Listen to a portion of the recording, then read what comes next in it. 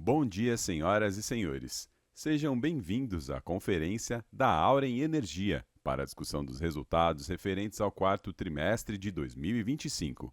Esta conferência está sendo gravada e o replay poderá ser acessado no site de RI da companhia, em ri.aurenenergia.com.br. A apresentação também está disponível para download. Informamos a todos os participantes que, após a apresentação, iniciaremos a sessão de perguntas e respostas. Mais instruções serão fornecidas no início do Q&A. Antes de prosseguir, aproveito para reforçar que as declarações prospectivas têm como base as crenças e suposições da administração da Auren e as informações atuais disponíveis para a companhia. Essas declarações podem envolver riscos e incertezas, tendo em vista que dizem respeito a eventos futuros e, portanto, dependem de circunstâncias que podem ou não ocorrer. Investidores, analistas e jornalistas devem levar em conta que eventos relacionados ao ambiente macroeconômico, ao segmento e a outros fatores podem fazer com que os resultados sejam materialmente diferentes daqueles expressos nas respectivas declarações prospectivas. Estão presentes nessa conferência o Sr. Fábio Zanfelice, CEO da Auren, e o Sr. Matheus Ferreira, CFO e DRI. O time de relações com investidores também está presente conosco. Gostaria agora de passar a palavra ao Sr. Fábio Zanfelice, que dará início à apresentação. Por favor, Fábio, pode prosseguir. Obrigado. Bom dia, senhoras e senhores. É uma satisfação tê-los aqui em mais uma divulgação de resultados, bastante importante para nós aí, com a conclusão do ano de 2025, que foi novamente emblemático para a companhia. Vamos para os destaques aqui desse quarto trimestre. Consolidamos aí, né, o EBITDA de 4 bilhões de reais, EBITDA ajustado. O EBITDA bastante importante, bastante robusto, considerando os efeitos sistêmicos e sistêmicos do setor elétrico atualmente, principalmente é impactado pelo CURTEM, pelos cortes de geração de energia eólica e energia solar. Então, ficamos bastante felizes em reportar um número tão expressivo, né, mesmo num cenário desafiador. Os outros destaques aqui desse trimestre, consolidamos aqui a captura de sinergias, também uma surpresa bastante positiva. Fechamos o trimestre, fechamos o ano, na verdade, 2025, com 280 milhões de reais de sinergias capturadas após a aquisição da S Brasil. Mais que o dobro do que nós anunciamos no momento da assinatura, né, da aquisição, que era 120 milhões. Então, conseguimos superar em 160 milhões o primeiro número divulgado ao mercado. Essa integração levou 10 meses para ser concluída, tempo recorde, praticamente aí metade do que a média das integrações que nós observamos no mercado, e como reforçando aqui, com resultados muito acima dos esperados, tanto em sinergia como no desempenho operacional, que é o nosso segundo destaque. Atingimos aí no final de dezembro 95% de disponibilidade dos ativos incorporados que vieram da S, antecipando em um ano a nossa meta de recuperação da performance desses ativos. Lembrando, senhores, que esse número, em janeiro de 24, ele é em torno de 77%. Então, uma recuperação de quase 20 pontos percentuais. Para cada ponto percentual, e são 20 milhões a mais de receita potencial nesses ativos. Um outro destaque importante, se excluímos os números de curtailment, de corte de geração ao longo de 25, a nossa geração supera o P50 da certificação desses parques. Chega a 100,2% da certificação P50, o que reforça aqui tanto a recuperação aqui bastante importante da performance dos ativos, como também, né, a acuracidade da certificação de geração desses ativos que foi refeita no momento da aquisição da S. Então, também é um número bastante importante, né, indicando aqui, de novo, a robustez do portfólio eólico que temos aqui no nosso, né, que compõe hoje o portfólio total de geração da Auren.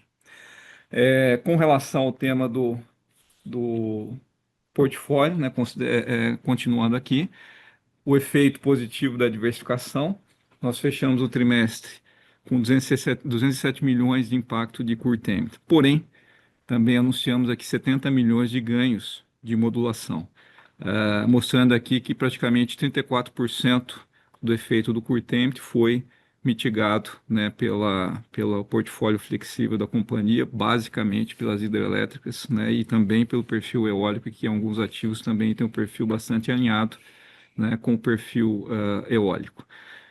No ano, o Curtemp totaliza em valores brutos 530 milhões de reais, mas a modulação conseguiu também, né, mitigar parte disso, performando aqui 196 milhões de reais, o que traz efeito líquido do efeito Curtemp, mais modulação de 334 milhões de reais. De novo aqui, né, demonstrando que apesar da companhia estar mais exposta ao Curtemp, tem aqui resiliência para suportar esse efeito com o seu portfólio hidrelétrico. Outra notícia, destaque bastante importante, é a gestão do nosso passivo previdenciário. Esse é um legado, né, majoritariamente que veio com a CESP. Foi adicionado uma parte muito pequena também da aquisição da S. Nós tínhamos, totalizando aqui as duas companhias, 1.850 milhões de reais de passivo previdenciário. Conseguimos aprovar aqui uma taxa tutorial de 6,28% e também trabalhamos na imunização do ativo, né, da companhia, do nosso fundo de pensão, o que fez com que nós, né, tivéssemos uma redução de 991 milhões de reais de risco atuarial. O fato mais importante, né, além de ser um número bastante expressivo, é que a companhia reduz o seu pagamento anual de 54 milhões de reais, né, de contribuição para a cobertura desse passivo ao longo de 26. Então, também uma informação bastante importante aqui de uma redução importante de um risco que a companhia vinha carregando. Outro destaque, não só do trimestre, mas do ano, concluída a aquisição e a incorporação da S, e a companhia agora está preparada, né, está aqui com suas bases sólidas aqui para construir o futuro. E o foco em 26 aqui será, né, o refinamento dos processos da companhia. Por óbvio, após uma integração, existem ainda oportunidades, né, de captura de valor, né, no refinamento dos processos. Nós vamos também aqui concluir a reestruturação societária, que também foi comentado, né, ao longo de 25, que agora é um objetivo da companhia em 26, né? O Matheus depois vai falar um pouco sobre esse tema aqui, tem uma página sobre esse tema, né? E aí continuar aqui trabalhando a melhoria contínua dos processos, com foco aqui na excelência operacional.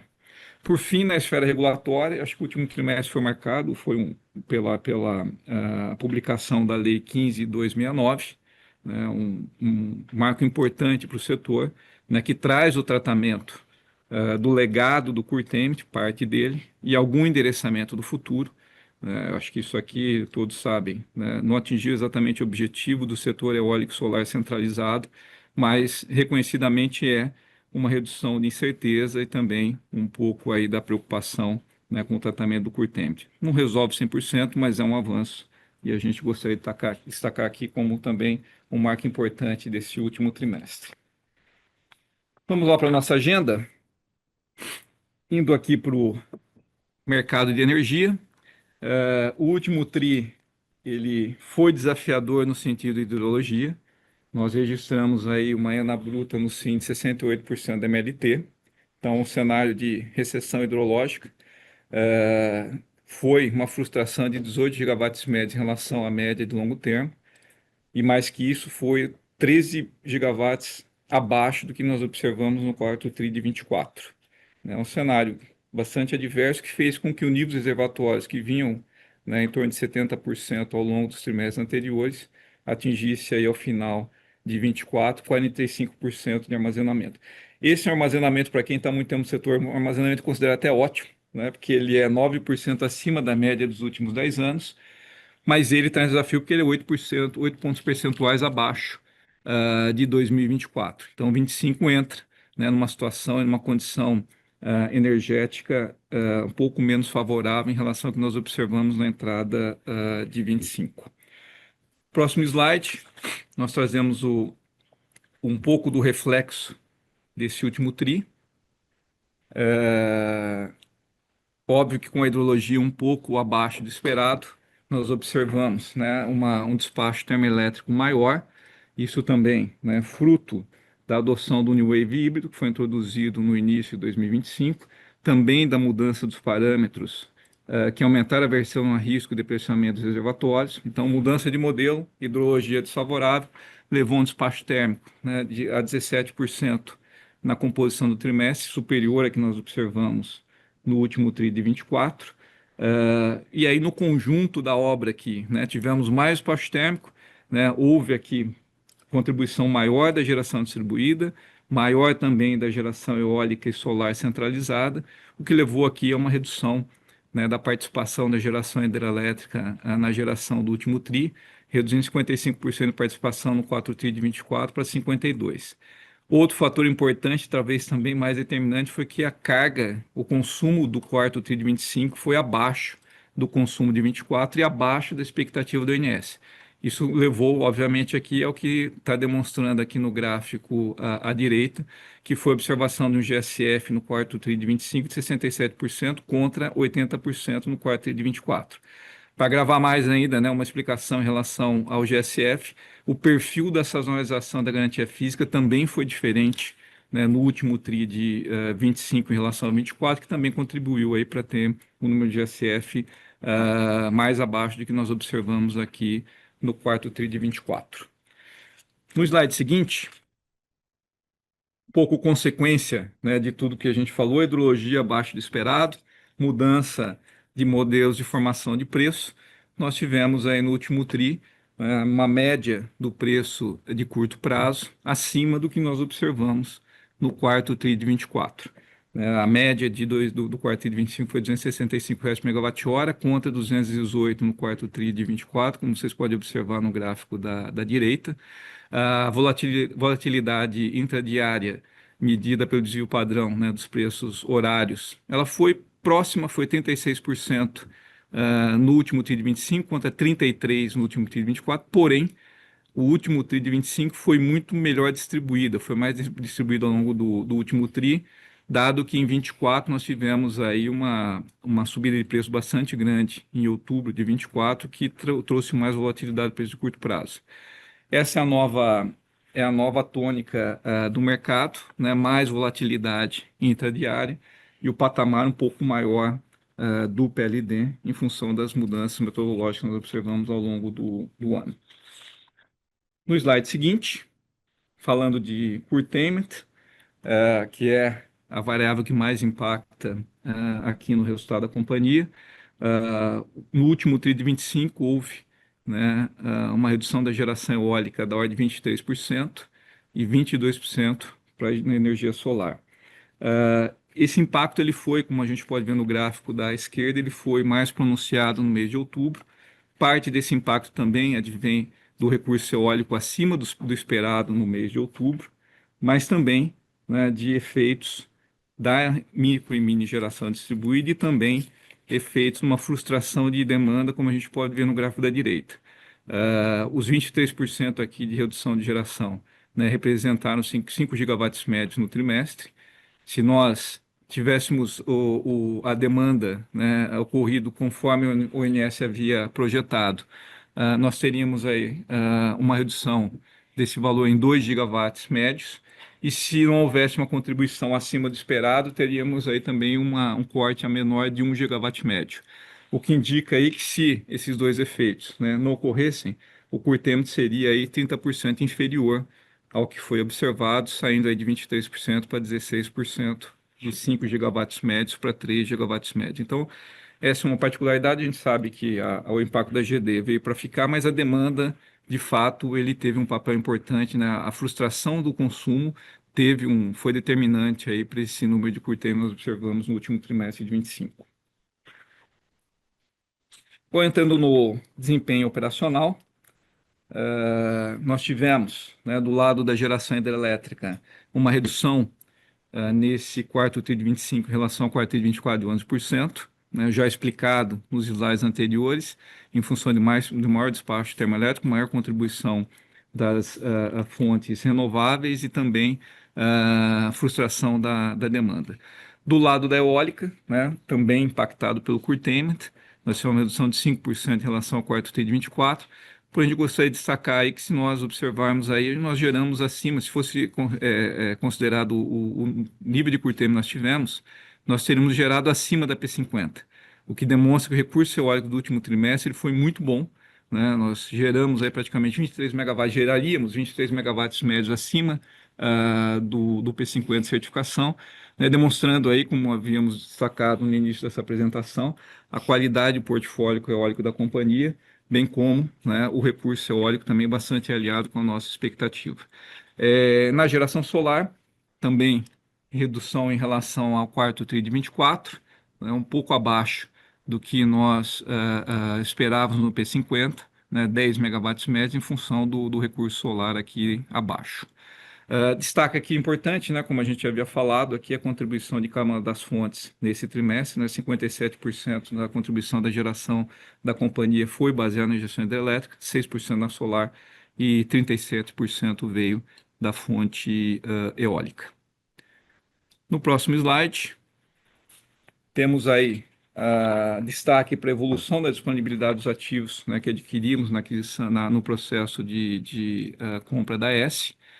Como havíamos comentado, né, concluímos dezembro de 25 com 95% de disponibilidade, para ser mais exato aqui, 94,6% de média de disponibilidade, 11%, 11 pontos percentuais, desculpa, acima do 2024. Lembrando aqui que 2024 tinha uma média de 84%, mas em janeiro esse número é 77%. Então, se nós olharmos de janeiro de 2024 para dezembro de 2025, a recuperação foi bastante expressiva. Destaque para alguns parques que são emblemáticos para nós. Tucano, que saiu de 80% para 88%. Só recordando aqui, Tucano é um parque eólico que ele tem as turbinas Siemens Gamesa 5X, que é um equipamento, né, que tem apresentado problemas, né, ao redor do mundo, e a gente conseguiu aqui, de fato, uma recuperação bastante importante desse tipo de equipamento. Em ventos, saímos de 88% para 95%, chegando, né, praticamente quase no nível ideal de disponibilidade. E Caetés também, saindo de 93% para 97%. Então, demonstrando aí que essa recuperação ela foi bastante importante e ela foi homogênea em todos os ativos da companhia. Como havia comentado no início, a cada 1% de melhora, ponto percentual, desculpa, na melhor disponibilidade, nós agregamos aí um potencial de 20 milhões de reais de receita dos ativos eólicos. No slide seguinte, falando um pouco aqui do efeito portfólio, nós comentamos também no início da apresentação, o impacto do curtailment na companhia esse semestre foi de 207 milhões de reais. A modulação contribui reduzindo esse impacto em 70 milhões de reais, o que resultou aí num curtailment líquido aí de 187 milhões no trimestre. Um dado importante que nós temos aqui nesse gráfico da direita é um pouco aí como evoluiu esse spread de modulação, né, de 2000 desculpa, ao longo de 2025, né, olhando, né, desculpa, ao longo desde 2023, olhando o cenário observado, que é o que chamamos de realizado, que é a curva rosa, e um cenário onde nós não teríamos curtailment. A gente observa aí que a curva, principalmente da eólica, a agregação da modulação, né, ela foi bastante importante, vem aumentando ao longo do tempo, né, por efeito de curtailment. Isso indica, né, que os cortes estão acontecendo exatamente no meio do dia, o que faz com que tanto o perfil de alguns parques da companhia como a própria geração contribua também para o ganho de modulação. Mas o que a gente gostaria de sacar aqui, principalmente, o curtailment tem ocorrido em horários do dia, que são horários de PLD mais baixo. Então, isso também contribui, quando nós olhamos o cenário, né, ou marcamos a mercado esse curtailment ao longo do tempo, né, ele não é exatamente na curva de preço média do cenário futuro, ele ocorre realmente a preços mais baixos.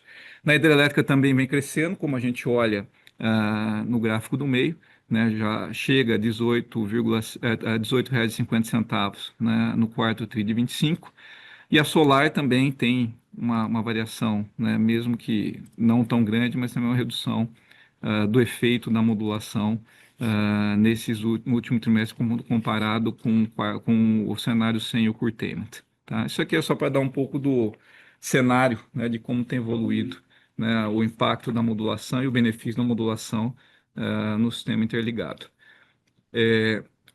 No slide seguinte, a gente vai falar aqui do desempenho comercial. balanço consolidado da companhia, né? A gente apresenta aqui, como nos últimos trimestres, né, um balanço bastante contratado nos 3 primeiros anos.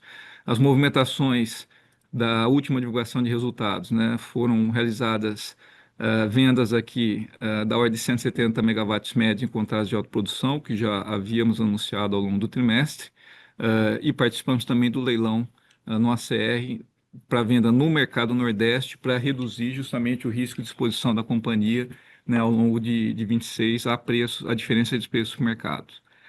Do lado das compras, foram realizados 118 megawatts médios para cobertura do segmento de geração em 2026 e 42 megawatts médios para reduzir também a posição short da comercializadora também em 26. E a gente demonstra aí, a partir de 2028 já o nível de contratação da companhia diminui, né, permanecendo em torno de 60% a 70% no longo prazo. Slide seguinte. Vou passar aqui agora a palavra ao Matheus aqui para falar do desempenho financeiro.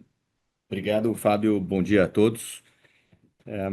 Na página, aqui temos o resultado financeiro da companhia. A gente teve um EBITDA de R$ 1 bilhão, como o Fábio colocou no início da apresentação. Um crescimento de 13% versus o mesmo período de 2024. E um crescimento também bastante semelhante quando a gente compara com o resultado do terceiro trimestre de 25. A gente teve um impacto positivo nesse trimestre de R$ 143 milhões no EBITDA ajustado, por conta do reconhecimento da indenização dos investimentos prudentes de alguns dos ativos da CESP. Se fôssemos excluir esse impacto positivo, o EBITDA ele seria muito parecido com o que a gente teve no quarto trimestre de 2024. Quando a gente vai para a página seguinte, o Fábio já comentou um pouco no início da apresentação.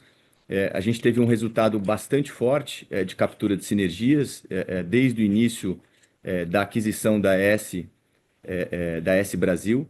A gente concluiu esse processo agora com uma captura total de R$ 279 milhões, superior aos 250 que a gente tinha, já vinha indicando para o mercado, e mais do que o dobro do que os R$ 120 milhões inicialmente comunicados pela companhia no momento da aquisição. Então, a gente está bastante contente com esse resultado e 2026 agora concentrados em manter toda essa disciplina financeira da companhia e buscar capturas adicionais de modo a ter um reajuste da base de custo da companhia inferior à inflação. Eu vou falar um pouquinho mais sobre isso no próximo slide. Com relação ao endividamento da companhia, como já era previsto, a gente entrou agora num período de platô. Então, a gente tinha uma alavancagem no final do terceiro trimestre de 4,9. A gente termina esse trimestre agora, o quarto trimestre, com uma alavancagem de 4,8, que é uma redução importante para o que a gente tinha lá em dezembro de 24, de 5,7, e em linha com o terceiro trimestre de 2025.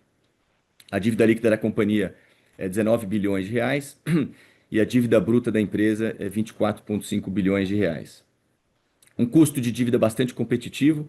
A gente termina esse trimestre com um custo médio de CDI menos 2,8. E como já mencionado no trimestre anterior, a gente já concluiu todo o liability management da empresa. Então, hoje a gente não tem, como você pode ver no gráfico de baixo da esquerda, nenhuma concentração em nenhum ano do cronograma de endividamento da companhia. A gente tem um prazo médio bastante confortável, de aproximadamente 7 anos, e um caixa que consegue cumprir suas obrigações dos próximos 3 anos. No próximo slide, a gente entra em temas de medidas adicionais que a gente está tomando de criação de valor. São 3 principais temas aqui, todos eles conhecidos.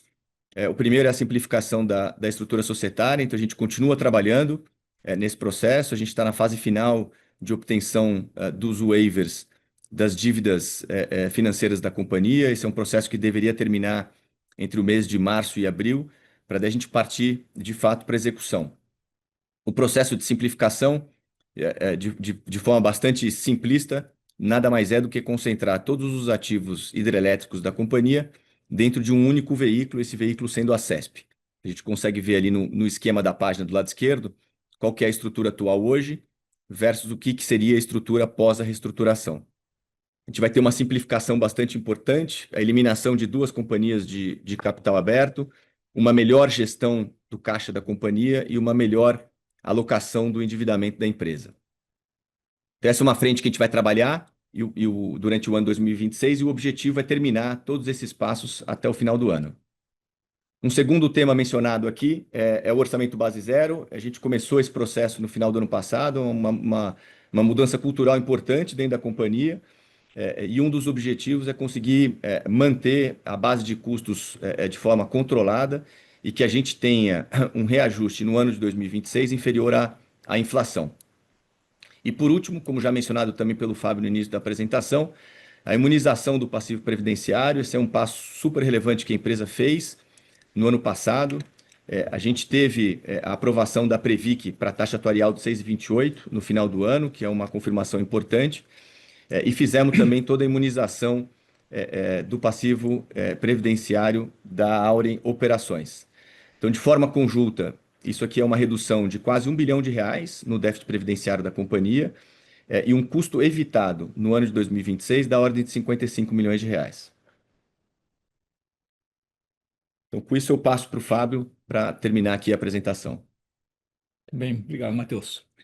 E os principais aqui mensagens para concluir aqui a nossa apresentação. Acho que a companhia está bem posicionada para as oportunidades de mercado. Temos aí um portfólio a longo prazo bastante contratado. Temos observado, como já havíamos antecipado, um aumento dos preços a longo prazo, ainda um pouco aquém do que a gente acredita que é o custo marginal de expansão, mas já na tendência, né, de atingir o custo marginal de expansão. Então, isso para a companhia tem um resultado bastante positivo. A alavancagem da companhia, que era um tema bastante questionado e bastante acompanhado pelos senhores, né, está na trajetória de redução, né? Então, como nós comentamos, isso nos próximos 2 a 3 anos já chega no nível ótimo que a gente espera. Com relação ao regulatório, nós esperamos ao longo de 26 uma definição aí dos indexadores para reajuste da indenização de investimentos prudentes da CESP, bem como aí acompanhamos bastante de perto aí a solução e endereçamento aí do curtailment. Com relação à nossa alocação de capital, continuamos aí bastante disciplinados, buscando oportunidades para agregar valor à companhia e também, né, iniciativas que tragam retorno acima do esperado pelos acionistas, como, por exemplo, leilão de baterias. Aqui eu faço uma menção a um documento que foi hoje publicado, que foi a habilitação das usinas hidrelétricas para o leilão de capacidade, onde não figurou Porto Primavera, né? Porto Primavera não figurou, porque Porto Primavera houve uma discussão com relação ao órgão ambiental, que apontou alguns temas em relação à fluência e defluência da usina. Nós estamos acompanhando esse tema de perto, mas dado essa discussão que ainda leva algum tempo, a EP optou por não habilitar Porto Primavera para esse leilão. Obviamente, isso não é definitivo, né? Para esse leilão, acho que fica realmente viabilizado. Para os próximos, a usina com certeza poderá figurar, e a gente agora vai entrar um pouco mais na discussão em relação a essa restrição. Com relação à reorganização societária, como bem comentou o Matheus aqui, né, os ativos todos vão para debaixo da CESP. Para quem é mais saudosista aqui da CESP, os ativos voltam para a companhia original antes da privatização, que é bastante interessante. E aí, obviamente, uma simplificação bastante importante aqui da estrutura da companhia. E, por fim, acho que o tema mais importante desse ano 2025, que foi realmente a conclusão aqui da integração da S. Foi um processo bastante rápido, né, como a gente mostrou aqui, antecipando todos os resultados que nós tínhamos anunciado, tanto antecipando como apresentando resultados melhores. E aqui eu aproveito para fazer aqui um agradecimento especial aos acionistas e ao Conselho de Administração da companhia, que mesmo um ano tão desafiador como foi 2025, com temas regulatórios nunca antes vistos, como o impacto do Curtemp, manteve-se aí apoiando a companhia em todos, né, os seus movimentos. Então, essa parte também, esse sucesso aqui é a parte da contribuição do nosso conselho, dos acionistas, dos nossos fornecedores e parceiros, e aqui em especial aos colaboradores da companhia. Foi um ano bastante difícil, muito trabalho, né, muita experiência interessante, aprendemos muito com essa integração da S, né, e esse sucesso aqui, ele é de todo um time aqui que trabalhou incansavelmente para a gente atingir os resultados que estamos aqui apresentando para os senhores e senhoras no dia de hoje. Muito obrigado. Então, passamos aqui agora à sessão de perguntas e respostas.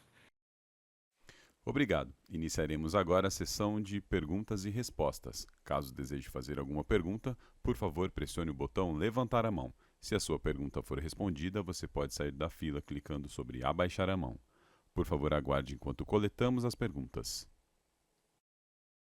Lembrando que para fazer perguntas, basta clicar em levantar a mão.